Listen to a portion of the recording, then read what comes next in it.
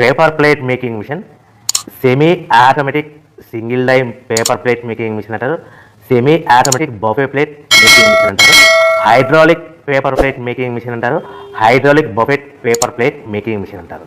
So మనం ఈ machine కొనుక్కున్న తర్వాత దీనికి వచ్చే 1 HP మోటార్ని మనం ఇంటి కరెంటు మీటర్ కాకుండా దీనికి సపరేట్గా commercial category to single phase metre తీసుకోవడం వలన భవిష్యత్తులో ఎలక్ట్రిసిటీ డిపార్ట్మెంట్ నుంచి మీకు ఎలాంటి ప్రాబ్లమ్స్ ఉండవని మంచి సలహా ఇస్తున్నాను, పాటించవలసిందిగా కోరుతున్నాను.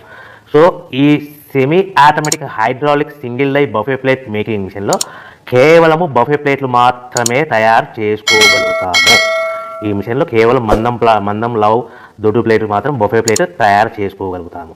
సో ఈ మిషన్లో ఎలాంటి టిఫిన్ ప్లేట్లని, డోనా కప్పులని, ప్రసాదం కప్పులని, స్నాక్స్ ప్లేట్స్ అని, టీ కప్పులని తయారు చేసుకోలేమని మీకు అందరికీ సలహా ఇస్తున్నాను.